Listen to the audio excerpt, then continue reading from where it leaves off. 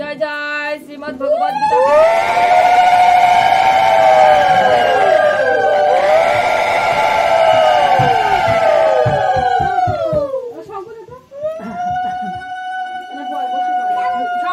শঙ্খ বাজানোর দরকার নাই। আর সবাই একটু চুপচাপ থাকবেন। আজকে একটা সুন্দর তত্ত্ব নিয়ে এসেছি। আজকে যেহেতু আমাদের মহিলা আচার, মহিলাদের সংখ্যা বেশি, তো আজকে একটু মহিলা আচরণে কথা বলবো। সবাই একটু মনোযোগ সহকারে শুনবেন।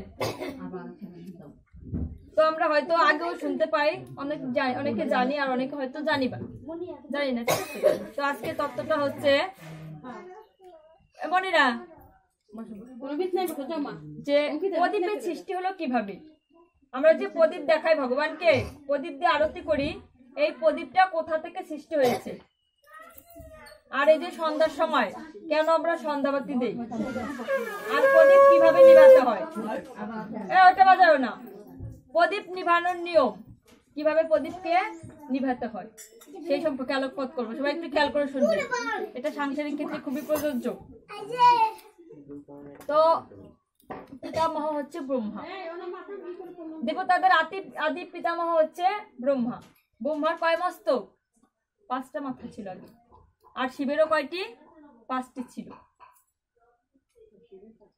শিবকে এর জন্য কি বলা হয়? পঞ্চানন।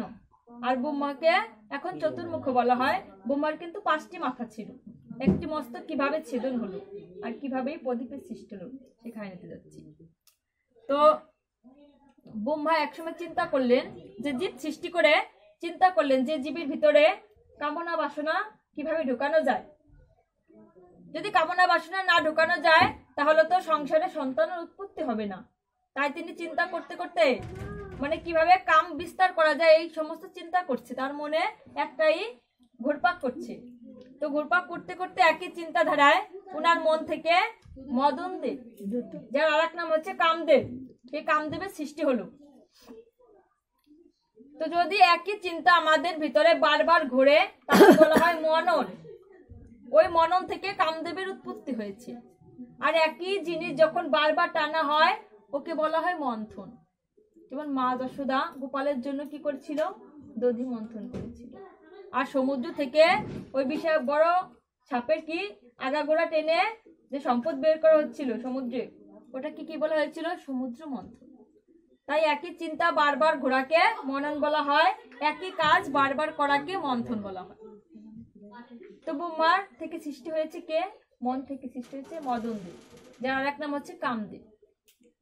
তো যখন এই কামদেব আবির্ভূত হয়েছেন, ব্রহ্মার শ্রীচরণে প্রণাম করলেন, বলেন যে প্রণাম পিতামহ, আপনি কি চান?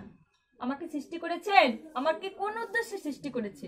তখন ব্রহ্মা একটা ফুলের তীর ধনুক দিল, বাণ, ফুলের বাণ আছে না, সেটা মদনদেবের হাতে ধরিয়ে দিল। আর সঙ্গে 5টা বাণ দিল। আমরা পড়েছি না আদর্শ লিপিতে 5 পঞ্চবাণ। ওই পঞ্চবাণ কামদেবের হাতে ধরিয়ে দিয়েছে। বলছে তোমার কাজ হচ্ছে তুমি পৃথিবীতে কাম নিয়ে আসবে, প্রত্যেকটি জীবের ভিতরে কামের সৃষ্টি করবে, কামনা বাসনা সৃষ্টি করবে। আর তোমার দৃষ্টিতে শুধুমাত্র কাম চলে আসবে। এই পঞ্চবাণ তুমি তখনই ব্যবহার করবে, বিশেষ কোনো কারণ ছাড়া কিন্তু পঞ্চবাণ ব্যবহার করবে না। বিশেষত তুমি শুধু দৃষ্টি নিক্ষেপ করবে, তাতেই কিন্তু কামনা বাসনার উদয় হবে। ওই ব্রহ্মার ছিল 2টি স্ত্রী। ব্রহ্মার স্ত্রীর নাম হচ্ছে গায়ত্রী আর সাবিত্রী। আর নারায়ণের কিন্তু 4টি স্ত্রী। আমাদের প্রভু নারায়ণের 4 স্ত্রী, গঙ্গা, তুলসী, লক্ষ্মী আর সরস্বতী। আমরা হয়তো অনেকে জানি যে ব্রহ্মার স্ত্রী সরস্বতী, কিন্তু না, এটা কিন্তু ভুল কথা। গ্রন্থে উল্লেখ রয়েছে ব্রহ্মার 2টি স্ত্রী, গায়ত্রী আর সাবিত্রী। আর ব্রহ্মার হচ্ছে 2টি কন্যা। বড় কন্যা হচ্ছে সরস্বতী আর ছোট কন্যা হচ্ছে সন্ধ্যা। সরস্বতী গায়ের রং কি? শ্বেতবর্ণ। আর সন্ধ্যা কি? কাঁচা হলুদের মতো। এখন যে সন্ধ্যা এসেছে নেমেছে, এটা কি? কালো। এই সন্ধ্যা কিভাবে কালো হলো? ওর তো কাঁচা স্বর্ণের মতো বর্ণ ছিল। তো সন্ধ্যা দেখতে খুব সুন্দর, পৃথিবীর ভিতরে সুন্দর রমণী ছিল সন্ধ্যা।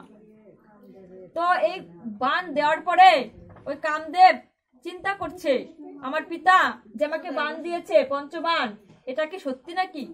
আমাদের যখন ধনুর্বাণ ত্যাগ করা হয় তখন ওই কি হয়, তীরগুলো গিয়ে সবাইকে মেরে ফেলে, কিন্তু এই মদন দেবের যে বাণ নিক্ষেপ করা হয় ওই বাণে কিন্তু কেউ মরে না, ওই বাণ কিন্তু আবার ওনার কাছে ফেরত আসে যখন কামনা বাসনা শেষ হয়ে যায়। তখন চিন্তা করলেন যে পিতা যে আমাকে বাণগুলো দিয়েছে ওই বাণগুলো কাজ করবে কিনা একটু দেখি। তখন ওই পিতামহ ব্রহ্মা কি করছে, বাণগুলো দিয়েই তখন উনি ফিরে যাচ্ছিলেন, ওই পিছন থেকে করেছে কি, ওই কামদেব পিতাকেই বাণ নিক্ষেপ করেছে, প্রথম বাণটা, যার নাম হচ্ছে উন্মাদনা বাণ।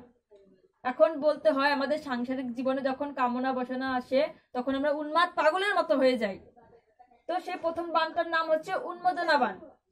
আর এদিকে সন্ধ্যা কি করছিলেন, সন্ধ্যা ছিলেন খুব শিব ভক্ত, কেউ কথা বলো না।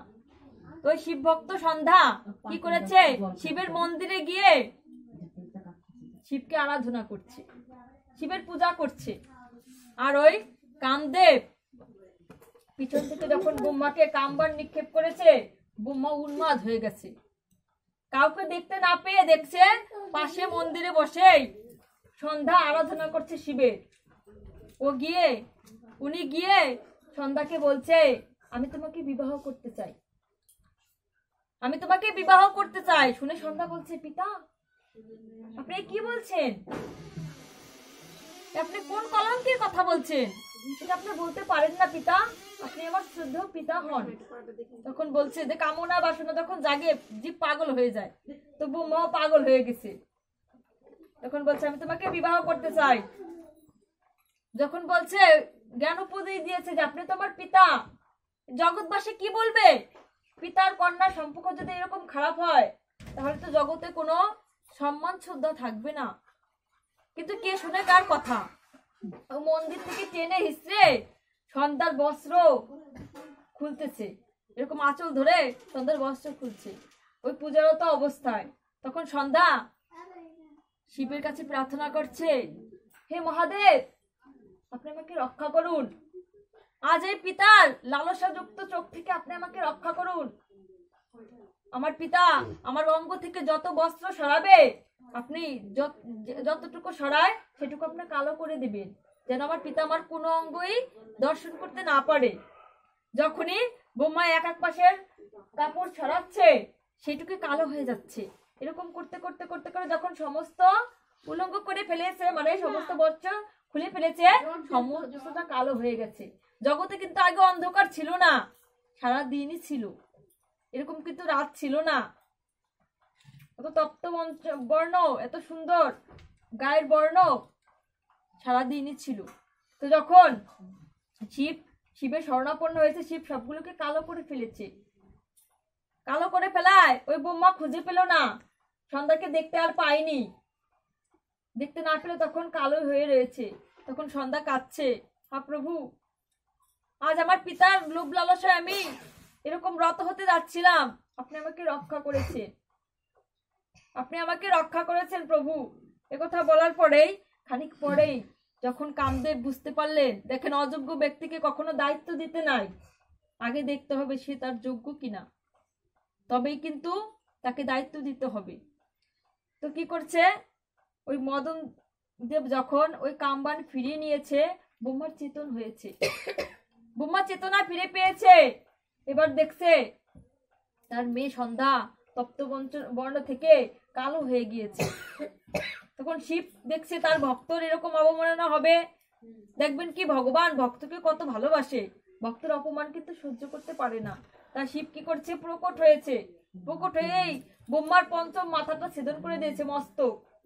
বলছে যে চোখে যে মাথা দিয়ে তুমি নিজের কন্যার প্রতি কুদৃষ্টি দিয়েছো, আর যে মাথায় তোমার এত খারাপ বুদ্ধি এসেছে, আর যে জিহ্বা দিয়ে তুমি তাকে বিবাহের প্রস্তাব দিয়েছো, ওই মস্তক না থাকলেও চলবে। সঙ্গে সঙ্গে তিনি কি করলেন, ব্রহ্মার একটা মস্তক ছেদন করলেন। একটা মস্তক হারিয়ে ব্রহ্মার নিজ কুলে কাঁদছে, নিচু হয়ে কাঁদছে, হা সন্ধ্যা কোথায় আমার কন্যা সন্ধ্যা, এরকম করে কাঁদছে। কাঁদলে পরে এখন শিবকেও বলছে, শিব আমি নয় অন্যায় করেছি, তোমারও তো 5টি মাথা, আমিও তোমাকে অভিশাপ দিলাম, তোমারও একটা মাথা ছেদ হয়ে যাবে, একটা মাথা তোমারও চলে যাবে। এই কথা বলার পরে সমস্ত দেবদেবী দেখছে, দূর থেকে সবাই দেখছে, এরকম লীলা দর্শন করছে। দর্শন করলে ওই কাটা মস্তক তো পৃথিবীতে পড়ে ভারী হয়ে গেছে, কাটা মস্তক ভারী হয়ে গেছে। কিন্তু এখন ভগবান বলছে, শিব সমস্ত দেবদেবীকে ডাক দিয়েছে, ডাক দিয়ে বলছে কাটা মাথার কি করা যায়। তখন সমস্ত দেবদেবী অগ্নিকে আহ্বান করলেন, অগ্নিকে বললেন এই মস্তক পুড়িয়ে দাও। অগ্নি বলছে না না, এই অপরাধী মস্তক পোড়াতে পারবো না। যে মস্তকে খারাপ লালসা আসে, যে দৃষ্টি মেয়ের প্রতি কুনজর আনে, সেই মস্তক পোড়াতে পারবো না। তাহলে আমি পুড়ে ভস্ম হয়ে যাব, আমি পারবো না বাপু, আমি পারবো না। অগ্নিদেব না স্বীকার করলেন। এবার গঙ্গার কাছে গেল, গঙ্গাকে বললো এই মাথাটা তুমি নিয়ে তোমার গঙ্গায় ডুবিয়ে দাও। কারণ গঙ্গা বলছে এই অপবিত্র মাথা যদি আমার গঙ্গাতে পড়ে তাহলে আমি গঙ্গায় ডুবে যাব, আমি নিজে অপবিত্র হয়ে যাব, আমি পারবো না। তখন বসুমতীকে ডাক দেওয়া হলো। বসুমতী বলছে যতটুকু দেব পর্যন্ত যতক্ষণ সময় এখানে পড়ে আছে তাতে আমি ভারী হয়ে গেছি, আর একে যদি আমি ধারণ করি তাহলে আমি অপবিত্র হয়ে যাব। আর আমি যদি অপবিত্র হয়ে যাই এই জগৎবাসী কোথায় বাস করবে, আমি পারবো না প্রভু। একথা বলে দেওয়ার পরে এখন কি করলেন সমস্ত দেবদেবীগণ ভগবান বিষ্ণুর নিকটে গেলেন। এই ভগবান বিষ্ণুর নিকটে গেলে ব্রহ্মাও সাথে ছিল। ভগবান বিষ্ণুর স্তব স্তুতি করলেন। হ্যাঁ বিষ্ণুদেব বলে বিভিন্ন স্তব স্তুতি করার পরে বিষ্ণুদেব সজাগ হলেন। সজাগ হয়ে বলছে আপনাদের আসার কারণ কি? তখন বলছে প্রভু ব্রহ্মাতা এরূপ অপরাধ করেছে, ওর পঞ্চম মস্তক ছেদন করা হয়েছে। মস্তককে কেউ ধারণ করতে চাচ্ছে না, কেউ মস্তক বিনষ্ট করতে চাচ্ছে না, এখন কি করা যায়? তখন সঙ্গে সঙ্গে ব্রহ্মা গিয়ে ভগবান বিষ্ণু চরণে পতিত হলেন। বলে প্রভু আমি তো অন্যায় করেছি, আমি তো উন্মাদনা অবস্থায় অন্যায় করেছি, অপরাধ করেছি, আপনি আমাকে ক্ষমা করে দেন। আপনি তো জগতের পালক, সবাইকে আপনি রক্ষা করেন, আপনি আপনার ভক্তকে ভালোবাসেন, আমি তো আপনার ভক্তি থেকে বিচ্যুত হইনি, আপনি আমাকে ক্ষমা করে দেন। তখন বলছে বিষ্ণুদেব বলছে ঠিক আছে আমি তোমাকে ক্ষমা করে দিব, কিন্তু তোমাকে অপরাধের শাস্তি পেতেই হবে, তোমাকে অপরাধের শাস্তি কিন্তু নিতেই হবে। তখন বলছে তোমার এই পঞ্চম মস্তক থেকে প্রদীপের সৃষ্টি হবে, আর এই তোমার জিহ্বা থেকে এই সলতা না এই সলতার সৃষ্টি হবে, আর তোমার অপরাধ স্বরূপ জগৎবাসী এটাকে অগ্নি প্রজ্বলন করবে, আর তুমি দাও দাও করে জ্বলবে। তখন বলছে প্রভু আপনি আমাকে শাস্তি দেন, কিন্তু আমি যেন আপনার সেবায় লাগতে পারি। তখন আর একটি আশীর্বাদ দিয়েছে, ঠিক আছে তুমি কখনো নিভবে না, তুমি ভক্তের হস্তেই থাকবে, আর এই প্রদীপ দিয়ে ভক্ত যখন প্রদীপ নিভতে যায় তখন তোমাকে তেল ঘি দিয়ে প্রজ্বলন করে রাখবে, আর তুমি সর্বদাই সাধু সঙ্গে যাবে, আর এটাই আমার আরাধনায় রাখবে। এই প্রদীপ ছাড়া আমার হবে না, এই প্রদীপ ছাড়া কিন্তু আমার আরতি হবে না, এই আশীর্বাদ আমি তোমাকে করলাম। তখন কেঁদে কেঁদে শ্রী বিষ্ণু চরণে পতিত হয়ে বললেন প্রভু আপনি অপার করুণাময়, আজ আপনার আশীর্বাদে আমি জগৎবাসী কাছে জগতে গিয়ে আপনার আরতির কাজে যেন লাগতে পারি। ঠিক আছে, এই জন্য এই প্রদীপের সৃষ্টি হয়েছে।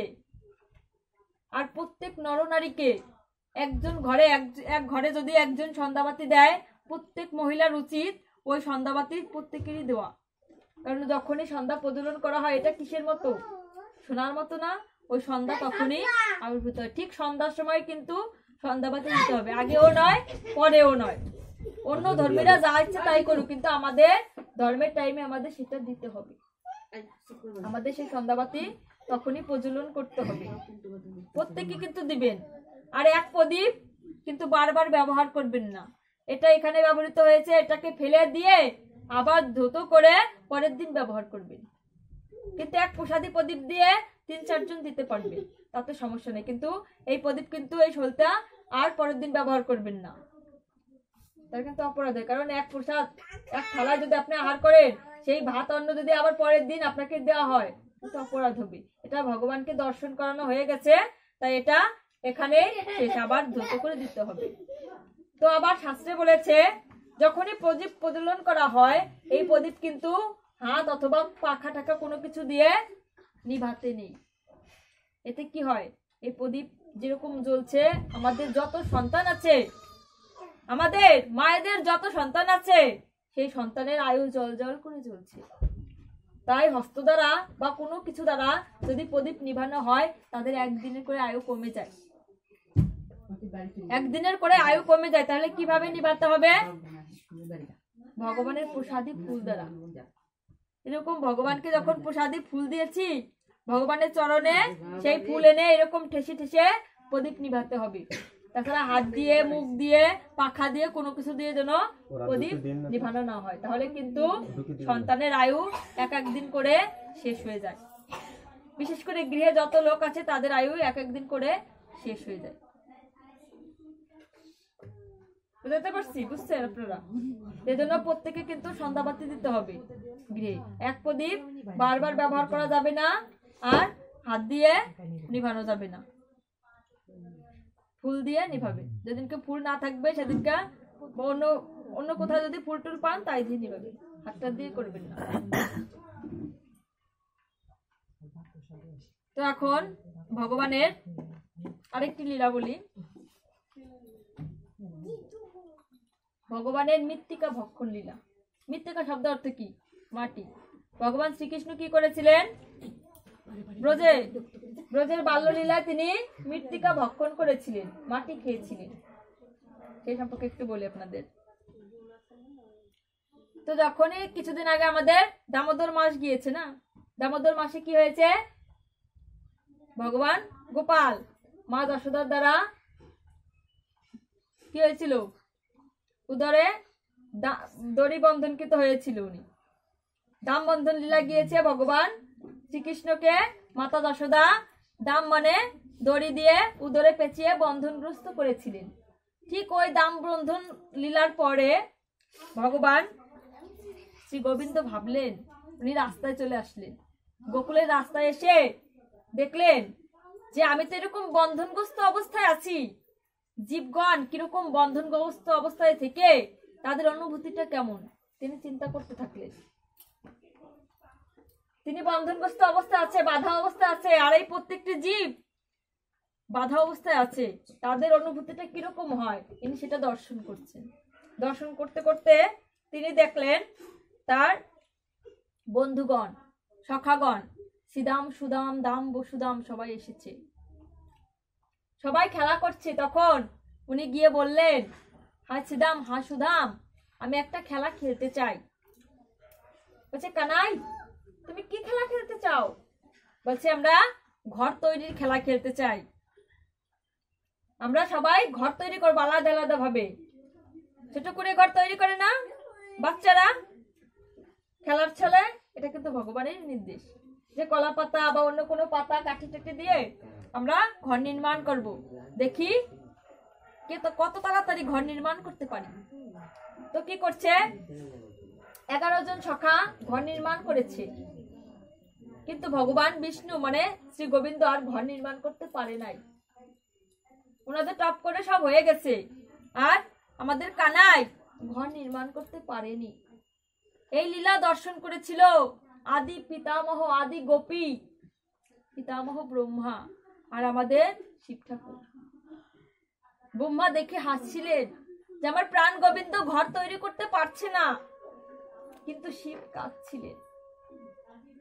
শিব নয়ন জলে কেঁদে অশ্রুসিক্ত হয়ে দর্শন করছিলেন লীলা। হ্যাঁ, আমার প্রাণ গোবিন্দ ঘর বাঁধতে পারছে না। তখন ব্রহ্মা শিবকে বলছিল, হাসি এত সুন্দর লীলা হচ্ছে, ভগবানের বাল্য লীলা, আর আপনি কেন কাঁদছেন?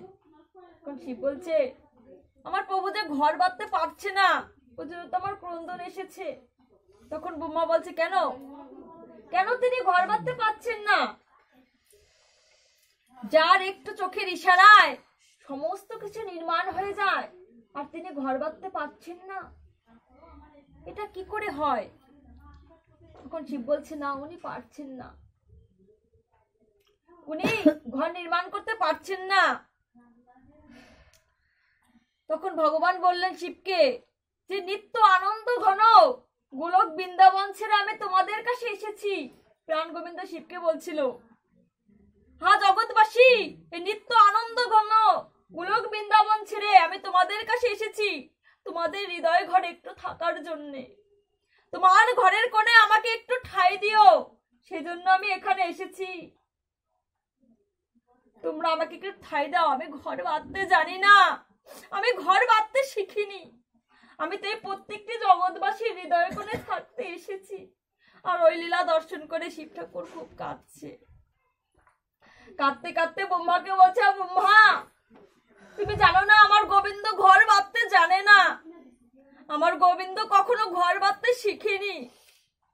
তিনি নিত্য আনন্দ ঘন গোলক বৃন্দাবন ছেড়ে এই জগৎবাসী এই সখাদের কাছে এসেছে, তাদের হৃদয় ঘরে যেন একটু ঠাঁই পায়, তাদের হৃদয় ঘরে যেন একটু থাকতে পারে, সেই আশা নিয়ে তিনি এত সুন্দর নিত্য বৃন্দাবন ছেড়ে এসেছে। তখন প্রভু বলছে ছিদামকে, ছিদাম তুমি তো ঘর বেঁধেছো, তোমার ঘরে আমাকে একটু থাকতে দাও ছিদাম। ছিদাম বলছে না রে, আমি কত কষ্ট করে ঘর নির্মাণ করেছি, এই ঘরে তোকে থাকতে দেব না সখা। সুদামকে বলছে, সুদাম তোর ঘরে আমাকে একটু আশ্রয় দে সখা। বলছে তুই ঘর বাঁধতে পারিসনি, কিন্তু আমার ঘরে থাকতে চাচ্ছিস, আমি তোকে আশ্রয় দিতে পারবো না। তখন গেল মধুমঙ্গলের কাছে, মধুমঙ্গলের কাছে গিয়ে বলছে, সখা রে আমাকে একটু থাকতে দে সখা। মধুমঙ্গল কি বলছে জানেন, এটুকু তৈরি করেছি আমার মায়ের জন্যে, এই ঘরটি তৈরি করেছি আমার পিতার জন্যে, এটিতে আমার গোবর্ষ থাকবে। তখন বলছে আর এটাতে আমার আত্মীয় স্বজন থাকবে। তখন গোবিন্দ বলছে তাহলে এই ঘরের কোনায় একটু থাকতে দে আমায়। বলছে না রে, না রে কানাই, আমি তোকে ঘরের কোনায় থাকতে দিতে পারবো না, এই ঘর যে তোর জন্য করিনি, তোকে থাকতে দিলে আমার জায়গায় কম পড়ে যাবে। তখন আমার প্রাণ গোবিন্দ কেঁদে কেঁদে বলছে, ও কেঁদে বলছে যে ঘরে আমি থাকতে পারবো না সে ঘর তো আমি রাখবো না। তাই প্রত্যেকটি জগৎবাসীকে এই শিক্ষা প্রদান করেছে যে তোমাদের সবার জায়গা হয়, আর তোমার ঘরের কোণে আমাকে একটু রাখার জায়গা কি তোমার নেই? তোমাদের নেই জগৎবাসী। তখন কানাই রাগ করে সমস্ত ঘর ভেঙে দিয়েছে, সবকিছু ভেঙে দিয়েছে ঘর। বলছে যে ঘরে আমি থাকতে পারবো না সেই ঘর আর রাখবো না। দেখেন জগৎবাসী প্রত্যেকটা জীবকে শিক্ষা দিয়েছে যে ঘরে আমার একটুখানি জায়গা হবে না সেই ঘর আমি রাখবো না। দেখবেন যে ঘরে ভগবান নেই, প্রাণ গোবিন্দ নেই, সেই ঘর বেশি দিন টিকে না, সেই ঘরে বেশি দিন বাস করা যায় না। উনি সব ঘর ভেঙে দিয়ে এক পাশে দাঁড়িয়ে রয়েছে। এবার সমস্ত সখাগণ খেপে গিয়েছে, গিয়ে বলছে আজ কানাইয়ের শাস্তি হবে। তখন পাশে দাদা বলরাম ছিল, বলরামকে বলছে দাদা দেখেন, বলছে বলাই দেখো কানাই আমাদের ঘর ভেঙে দিয়েছে, ওর সাথে ঝগড়া আরম্ভ করতে হবে। তখন কানাই ভাবলেন যদি ঝগড়া করি, আজ আমি ঝগড়া করব না, আজ আমি মুখ বন্ধ করে থাকবো। আর আমি যদি এক পক্ষ যদি মুখ বন্ধ করে থাকে তাহলে আর ঝগড়া বেশিক্ষণ এগোবে না। তো কানাই কি করছে, মুঠো মুঠো মৃত্তিকা মুখের ভিতরে দিয়েছে, দিয়ে চুপ করে রয়েছে। মুখের ভিতরে কিছু থাকলে কথা বলা যায়? যায় না। তখন বলছে কি ওই মৃত্তিকা খাওয়া অবস্থায় আমরা ধরে নিয়ে মা যশোদার কাছে নিয়ে যাই। তখন ধরে নিয়ে মা যশোদার কাছে গিয়েছে, গিয়ে বলছে মা দেখেন আমরা ঘর নির্মাণ করেছি, আপনার কানাই ঘর ভেঙে দিয়েছে। তা তো ভেঙে দিয়েছে যা হোক, ও দেখেন মাটি খেয়েছে। তখন মা যশোদা বলছে সবাই মিথ্যা। তখন কৃষ্ণ বলছে না মা ওরা মিথ্যা কথা বলছে, ওরা মিথ্যা বলছে মা। তখন বলছে ওরা সব মিথ্যা বলছে, তুমি কি সত্যবাদী নারায়ণ? তখন কৃষ্ণ মনে মনে হাসছে, বলছে মা আজ মায়ের মুখ থেকে সত্যি কথাটাই বেরিয়ে গেছে, আমি তো সত্যবাদী নারায়ণই। দেখো মা, আমি মৃত্তিকা সত্যি খাইনি, সত্যি বলছি মা, আমি খাইনি।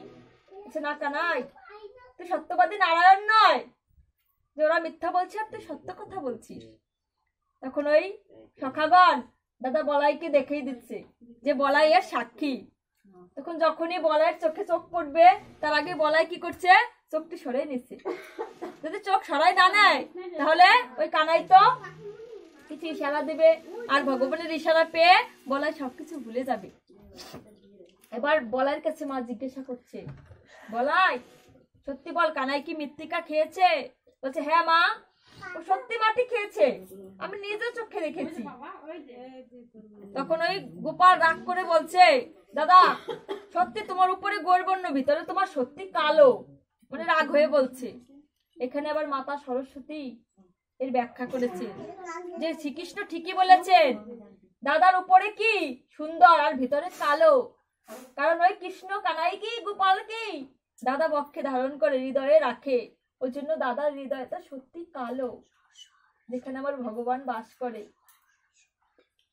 তখন বলছে আজকে মাকে একটু দেখাই আমি সত্যিবাদী নারায়ণ কিনা।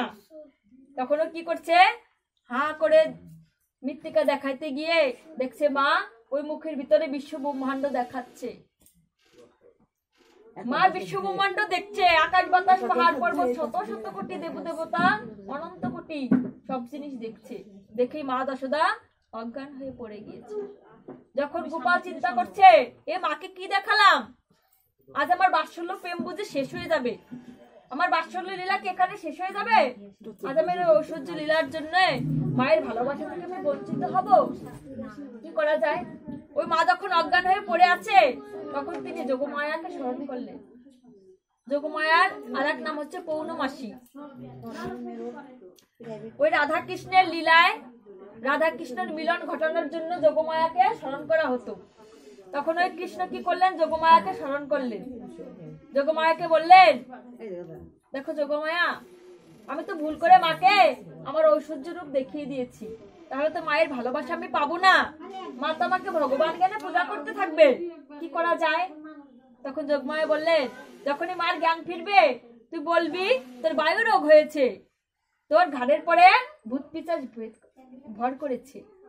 ঠিক তাই, মার যখন জ্ঞান ফিরে এলো সবাই বলতে লাগলো যে মা কানের ঘাড়ে ভূত পেতনি ভর করেছে। যখনই ভূত পেতনি ভর করেছে এই কথা শোনার পরে মায়ের ঘরের সামনে দিয়ে সবসময়, নন্দালয়ের সামনে দিয়ে সবসময় অনেক সাধু সন্ন্যাসী থাকতো, অনেক তন্ত্র থাকতো যারা ঝাড়পোছ করতো। আর মা যশোদা এমনই ছিল, কিছু হলেই কথায় কথায় গোপালকে ঝাড় করাতেন, ঝাড়ফু করাতেন। যখন বলছে ভূত পেতনি ভর করেছে তখনই সঙ্গে সঙ্গে ওই তান্ত্রিকদের কাছে নিয়ে গিয়েছে, বলছে আমার গোপালকে ভূত পেতনি ভর করেছে, ওকে ঝাড়াই দাও। তখন একদল কি করছে, খানিক নিম পাতা নিয়ে কানাইয়ের কাছে গিয়েছে। এবার কানাইকে বলছে, কানাই ওই তান্ত্রিকদের ডেকে ডেকে বলছে তোমরা কোন মন্ত্রে ঝাড়াবে আমাকে, তোমাদের মন্ত্রটা কি একটু শুনি। দুষ্ট গোপাল বলছে কানাইয়ের কাছে গিয়ে, বলছে তোমাকে শিব কালী দুর্গা মন্ত্রে ঝাড়াবো। বলছে হ্যাঁ হ্যাঁ ঝাড়াও, ওরা তো কত শত অনন্ত কোটি জন্ম জন্মান্তর থেকে আমার জন্য অপেক্ষা করছে, কখন আমাদের মন্ত্রে ভগবানের ভূত পেতনি যাবে, ঝাড়াও ঝাড়াও। তখন ওই শিবকালী দুর্গার নামে মন্ত্র জপ করে নিম পাতা দিয়ে ঝাড়তে লাগলো। ওর ভিতরে আর একজন লোক ছিলেন, তিনি চিন্তা করলেন এখন যদি আমি ঝাড়পোছ করাতে যাই তাহলে আমার ক্ষতি হয়ে যাবে, আমি বরং তান্ত্রিকদের সর্দার সেজে আমি পরে ঝাড় করাই, দেখবেন বিষ নামানোর পরে আর একজন ওঝা থাকে, পরবর্তী যদি তার দরকার হয় সর্দার সেজে। আর এই মা যশোদা প্রত্যেক তান্ত্রিককে মণিমুক্তা প্রদান করতেন।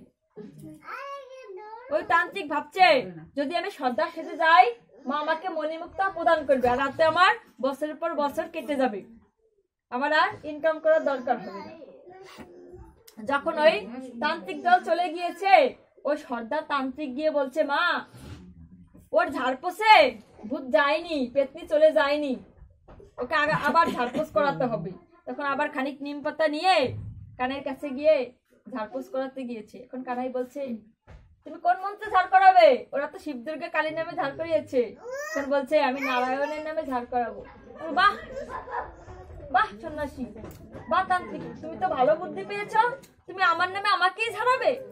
বলছে হ্যাঁ, তোমার নামে তোমাকে একটু ঝাড়িয়ে দেখি না কোন পর্যন্ত যায়।